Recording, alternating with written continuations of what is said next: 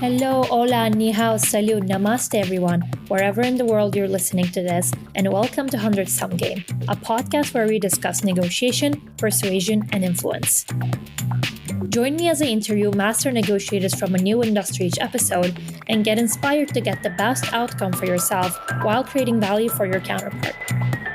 My name is Adele. I'm a recent economics and psychology grad with experience in finance and marketing, and I'm fascinated by the power of negotiation to change your life and career. Whether you're an early or seasoned professional looking to accelerate your career, negotiate your value, and tactfully handle conflicts, or simply a curious individual aiming to level up your soft skills, leave your shoes and missed opportunities at the door, and let's get started. Hello and welcome to an episode that I'm particularly very excited about. Today we will be discussing the management consulting game with Rashi Kakkar. Apart from being an inspiration to many young, ambitious business people and her mini human, Rashi is an engagement manager at McKinsey Company based in their Toronto office. She's a leader advising clients on product management, CX, capability building, etc., and helping them achieve tremendous business impact. Rashi, what an honor to have you on my podcast. Welcome and thanks for taking the time. Well, thank you so much for having me. It's an absolute pleasure to be here. Amazing. So, I know you do a lot outside of your corporate job as well. So, why don't you tell us more about what you do and your passions? Sure, which is, an interesting, question in itself because I feel like I contain multitudes like most people. So there are lots of passions, all very divergent. I think the first thing I like telling people is, I am a mom, so I am raising a kid. And I feel like that's like a lifelong kind of side hustle that you do to kind of raise this other human being. And hopefully, she takes her right place in the world. So that's one thing that keeps me really busy. I think similar to you, I get a lot of energy from just talking to people, meeting new people, having interesting conversations. So I have a newsletter. It's called Decks and Diapers. It goes out every other week. I mostly talk to, again, men, women who have kids, who are ambitious, driven about their career, want to be kind of present parents, and they exist at that intersection. Back in the day, I used to be a varsity athlete. So I used to play tennis at the varsity level. And so I still really enjoy being physically fit. I try and play tennis, golf. Increasingly, again, I might reveal my age at this point, but me and my husband have really gotten into pickleball. So we've become like a suburban couple that goes out and plays pickleball together. I enjoy reading and buying books. And I tell people those are two separate hobbies. And I enjoy indulging in both. So if you come into my house, I'd suspect about 500 books. I love that. And that reveals a little bit about your personality and how successful you are too, because reading and learning and being productive on that aspect really pays dividends. So, our listeners, myself included, are eager to learn about how negotiation and persuasion interactions unfold in management consulting. I'm particularly excited to hear your insights on persuading clients, your seniors, or the teams you lead and the business impact you've brought to the table through those interactions. I'm going to kind of decouple this from, there's obviously a completely different part of negotiation persuasion that happens even before you start engaging with the client. It's a completely different part of work, which is, business development. It's helping find the right clients, etc. And that's a completely different question. I think the more interesting one really for a lot of people, especially people early in their career and mid-career, is how do you on a day-to-day basis get work to happen? Any problem is ultimately a human problem, right? Like even if you're trying to go and tell people, hey, look, here's a new tool, a new piece of technology you need to apply, or hey, this is an analysis and this is, three divergent paths and this is the best path. I think that early on, and especially when folks are students, you feel like getting the right answer is where things end. But in the work life, you realize that that's actually where things start, right? Like you knowing that this might be a great answer is one thing.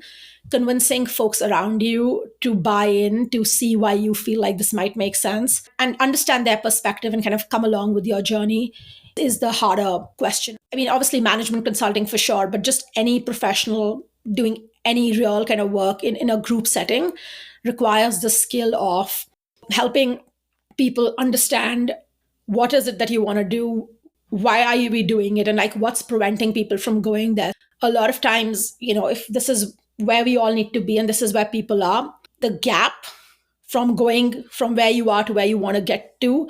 You could call it negotiation, you could call it influence, you could call it persuasion, you could just call it having a conversation. I think that's the part which is pretty much the entire job, right? It's not so much the analysis, etc. But it's like change only happens when on ground people move from like their current state to whatever's the right future state.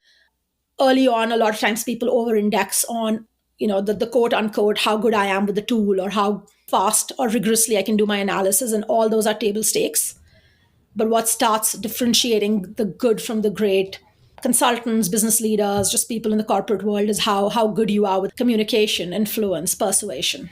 Yeah, and I think especially the early career folks think, okay, I know these tools, I can do like this analysis, and they again don't spend a lot of time building those skills that really separate good from great, as you said. On that, I think it's also something that people eventually recognize. So I did my MBA, and I remember our dean talking to us and saying that he observes a very clear distinction between people who come for like the full-time MBA and the executive MBA. So the full-time MBA, these are folks with, let's say, average 4 or 5 years of experience, right? They'll keep loading up on a lot of like the finance courses, or a lot of like hard skill kind of courses where you've got finance, you've got stats, you've got like strategy courses. And he says that in the executive MBA, they noticed that it's mostly people are taking courses around communication, around leadership development, around people, culture, and change, right? And so I think as folks even progress in their careers and in organizations, it starts becoming more and more clear to most people that early on, to succeed, you obviously need like that raw intellectual horsepower. But beyond a certain point, like you hit a gap if you don't develop these other skills which are more critical. Absolutely.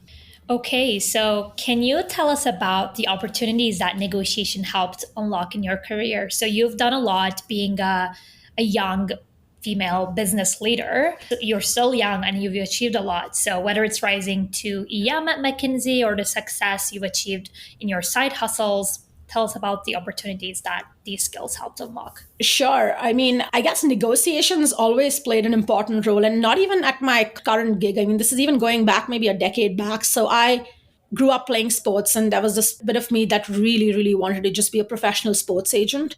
So it's not very far back in time, but it's still 2012. And this was back in India, where I spent my kind of first half of my life there. Company after company would just keep telling me that, hey, look, like, we don't hire women for these roles, which it sounds bonkers.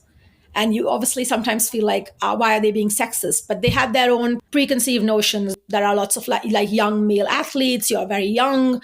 It's a very sales role. You're too raw to be able to do it. So I think negotiation, the first big unlock in my career really was me going in and speaking to folks who kind of own these agencies, ran these agencies, to people who kind of sold and negotiated for a living, and convincing them to take a shot on me. And I think actually spending some time early on in my career doing sales, and I did sponsorship sales, was such a big unlock because it taught me the skill around being able to convince someone to give you a shot and kind of get what I thought at that time was my dream job. And then on top of that, like day in, day out, kind of sharpen your skill set of negotiation, getting someone to part with their money, irrespective of like how much is that amount.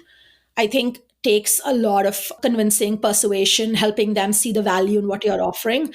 I'm a strong believer that just being able to do some kind of sales early on in your career really sets a lot of people up for success. And so I think for me, just that experience helped set me up for success. And then in my kind of professional management consulting experience with like different firms that I've worked with, I think it's obviously been a great skill set, right? Like you can draw the world's best strategy on a piece of paper, but unless you convince someone why it makes sense, or this is why, you need to go in this direction, it just stays like a really beautiful piece of art that just sits on someone's laptop. In practically every project that I've worked on, the eventual impact of that project has come to fruition because like a group of people have get together with people and create some kind of alignment and said, hey, look, this is why it makes sense to do ABC, and why we must trust this direction and move here. Okay, that was so great. And with that, let's get into the tricks of your trade and your unique approach to negotiation and persuasion. So as you said, strategy, you can draft the best one, but it means basically nothing if it's not put into action. And putting that into action really means how good of a persuader you are, whether it's your seniors, whether it's the team that will be working on that engagement with you, whether it's a client who's going to accept that. So, Rashi, tell us about how you create mutual gains without compromising value from the neither party and negotiate to have buy in your idea. In other words, how do you play the management consulting game?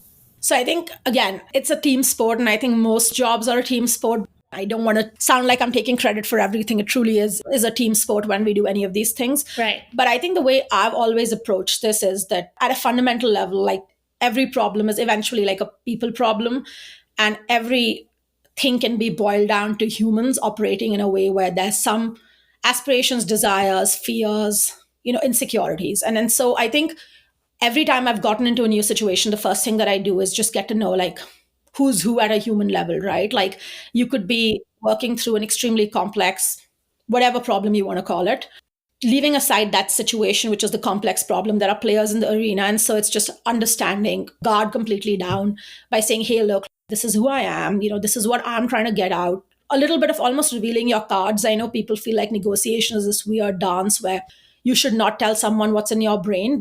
And that might work for hostage negotiations and some other type. But I think in the corporate world, a lot of the jobs that we're doing, I really think reframing it as we want to collaborate, get more people on your team is how I frame it.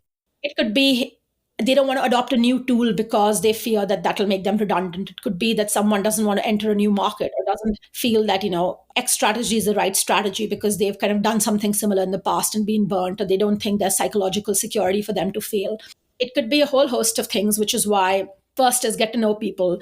And even in getting to know people, there's this kind of framework. And I was taught this during my business school days around what's on top of the iceberg and what's under it. Whenever someone says something, like what you see is just that little bit on top of the iceberg, but usually there's so much happening under the hood. When you get into a situation, really try and understand like what is under this person's iceberg, right? Like why is there, say, resistance? Why does it even feel like they're on the other side of the table, right? Right. They almost say if like you're on two ladders, it's only when you both are on like the same part of the ladder can a connection be made, right? And so once you've understood why this person's doing something, why are they not wanting to do something, is when you can say, hey, okay, look, now let's just find, need not always be a common ground, but let's find something that can make us want to try this, right? It could be a small test, it could be a pilot, it could be asking someone a very powerful question like, what do you have to believe to be true to try this? Or how can we break it down to such a minute level that you can almost like sample it, right? It's like making someone try something new for the first time. Can I just give you a small, tiny bite? And would that be okay? And then can we reevaluate? Once that's happened, and once the person really understands that you've got their best interest in mind, you're both trying to move in the same direction, I think it's a lot easier to get people to move together. And so I think for anybody who is a consultant or anybody who works with a client or in any kind of services industry, whenever you're serving clients, I think it's very important for your clients to know that you have their best interest in mind and you're truly advising them so that together you can go to this better place. And it's less about we're at two opposite sides of the table. In person, when I used to meet my clients, or when I do, at a very physical level, if the space allows it, I'd rather pull a chair next to them versus in front of them. And I think those little things helps with the reframing that we're on this together, we're the same team. We might be seeing the problem from two slightly different sides, but we both are really like trying to do the same thing, right? And I'm just serving you to get better. I love this little trick of pulling the chair to their side of the table. And I don't think any other guest has mentioned that before. So it's very, very interesting. So, Rashi, I'm curious, what is the role of body language and tone of voice in sort of revealing that hidden side of the iceberg? When you're communicating to people that you have their best interest at heart, what is sort of like the additive impact of body language? Yeah. It's so critical, right? It's so critical to be able to read the room, to be able to, what they say, drop your agenda, right? Like you cannot walk in and be robotic. I think humans are very good at reading each other. And when they feel like someone is just on a script or is being super robotic or is not catching on to the energy of the room, I think people just start trusting a person less, right? So there is a little bit of a mirroring kind of aspect where you walk in and if you feel like everybody's super energetic, you just start mirroring a little bit of that. If you feel like everybody's a little nervous or a little on the edge, you don't want to start by saying, woohoo, we've got the best plan here and this is going to change your life. You've got to first say, I can sense that there are some concerns, so why don't we first address those before we talk more about what we're doing, right? So just, I think, being able to read the room's body language and your audience body language is critical. And then at the same time, just even your body language, right? Like people, again, very, very quickly, we tend to find some people likable. We tend to respect people. And so, the way you show up, the way your posture is, the way, you project your voice, the way you sit down, shake hands, all those little things, I think, do add up. A lot of times when people are looking at you, reliability, credibility, empathy, I think together, those are very powerful. And then a very, very low self orientation, which means that you shouldn't come across as someone who is in there to gain and take. And I think people read that, right? So there is this whole thing called the trust equation, which I read about. And I forget who came up with the trust equation, but I'm sure you can Google it. So the equation basically says is that credibility plus reliability plus like some kind of emotional intelligence / empathy divided by like low self orientation. If you have more of the top and less of like, this is all for me, I'm kind of taking something from you, people just tend to trust you more. And I think the first way to like win anything is trust and body language and emotions, and being able to read the room really helps you kind of buy in that trust. Right. And just a follow-up question on that. So for people who have a harder time reading the room, like they haven't just been really seasoned on that skill, it just never came natural to them.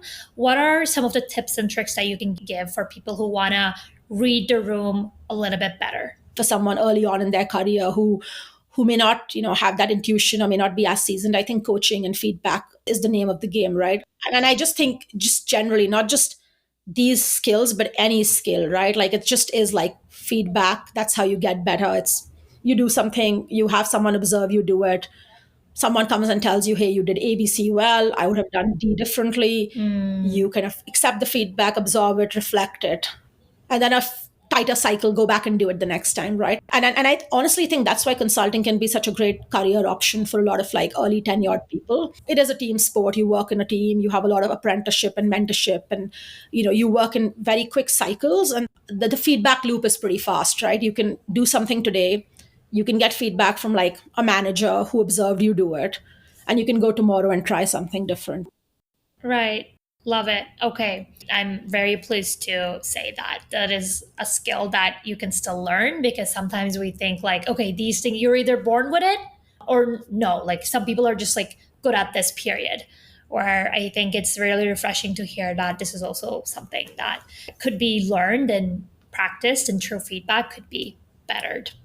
No, 100%, 100%. I think most things are skills that in life you can learn, besides a few innate things you're born with. I'm a firm believer that most things in life can actually be learned. Love to hear that. Okay, so imagine your seniors or clients are upset.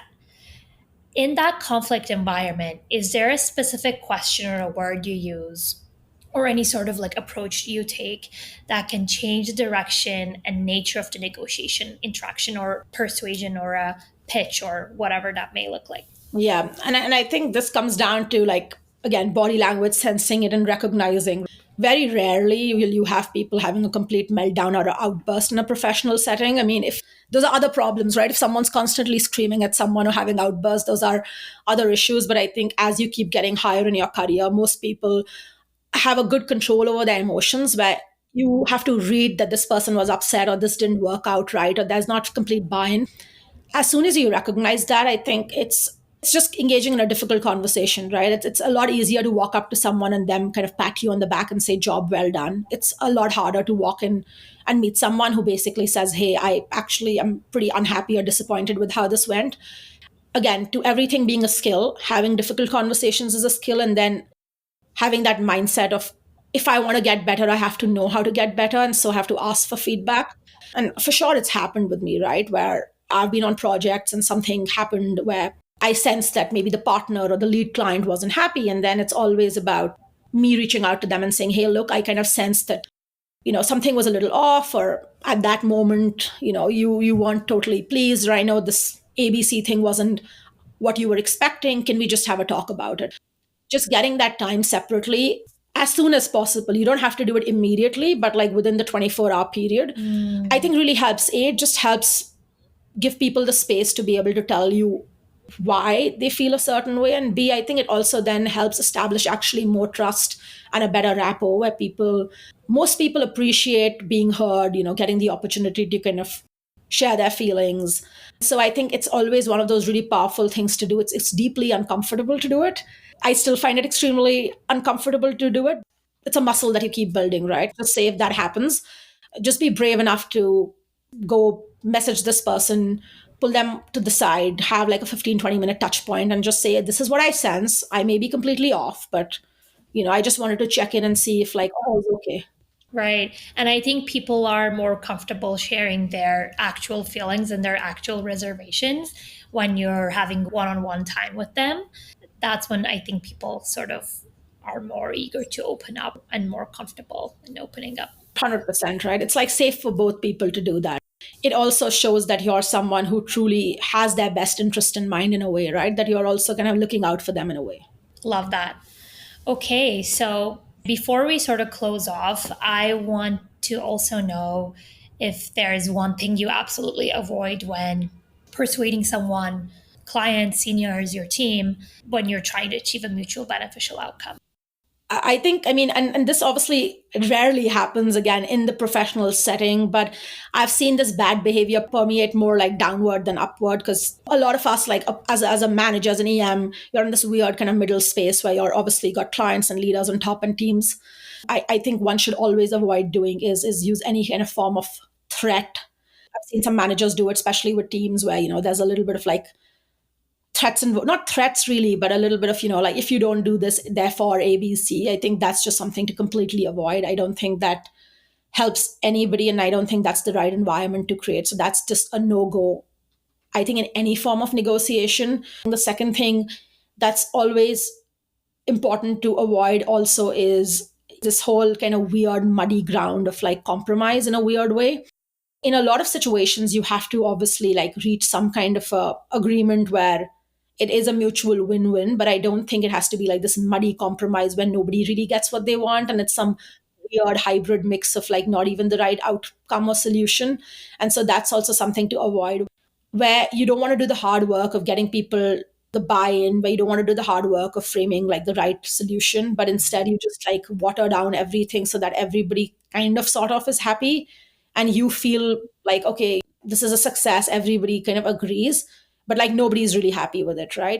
I think that's the other thing to avoid, where you just try and please everybody and keep tweaking everything, that it just loses its shape or form.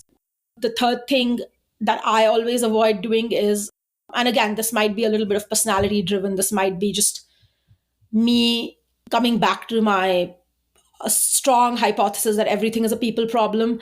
I don't try and go in straight and throw facts. I don't think that works with most people. I think when you want any kind of change or you want buy-in from people, in very few situations are people that rational or that analytical that you just throw like three charts at them and say, this is why we need to do it.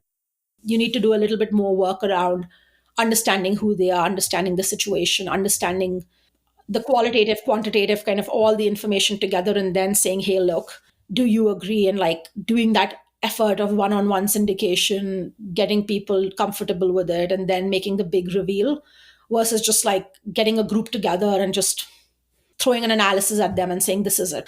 So that's, again, the third thing that I'll avoid. So I know I said a whole bunch of things. Summarize it would just be, like always be human, be kind, be polite, never ever lose your temper, get angry, threaten, scream, or shout. I think that's just is a no-no that should be avoided in all situations. The second big thing is that don't start compromising for everybody's sake, where you start making such concessions to everything that it just dilutes the impact of whatever you're trying to do. Sometimes it's better to do the hard work and get everybody to agree on the right solution and understand what is preventing them from agreeing than making like small compromises. The third thing really is that it's heart and mind together. It never is just the mind. And so make sure that you win heart and mind versus just going in and throwing something that you think humans are rational and therefore they'll agree. Invariably, that leads to like not really great outcomes. On the facts point, I think we also spoke about it in the real estate episode. The Toronto realtor that I was speaking to also spoke about when and when not to come to the table with facts, because that not always serves you the way you want it to serve, just because humans are like very emotional animals, right? So she was also speaking about that. I love that it sort of the same mindset applies in two very different industries. And I suspect the more people you talk to, you'd probably find similarities because, the human element stays the same, right? So I suspect if you talk to a doctor, they'd say the same thing. Sometimes throw facts at people, like it just sometimes backfires completely. Exactly. Okay, so I was very inspired by all the great things that you've shared. And finally, for aspiring or early career management consultants currently listening to us, what is the one thing you want them to take away from this conversation? Your hard skills will very soon start becoming table stakes, and 100% like focus on those aspects of your toolkit. You do need those to survive, but also don't dismiss things like communication, presence, being able to like influence people, the human aspect of everything, because what will really like start very quickly making the difference between the good versus the great actually will be that, right? Will be people who really can connect with the other humans. Because at the end of the day, this is a very, very like human centered business. And what you do on a daily basis, again, team sport, you work with people all the time. And the sooner you start recognizing that, I think the more successful you'll be in your career. All problems are a human problem. Eventually, yes. Love it. Hope you all enjoyed the conversation as well. Rashi, thanks again for joining my podcast. This was an honor. And I know you're incredibly busy, so I truly appreciate your time. No, thank you so much again for having me. This was fun. All right. I hope you took as much valuable information as I did and more. My name is Adele, and you have listened to an episode from 100 Some Game. You like it here? Go ahead and subscribe to 100 Some Game on your preferred platform. While you're at it, I'd love to hear about what you're thinking of this podcast, any episode requests, or further feedback. It'll help me make this podcast better for you. Thank you so much for tuning in, and I'll catch you in the next episode. Peace.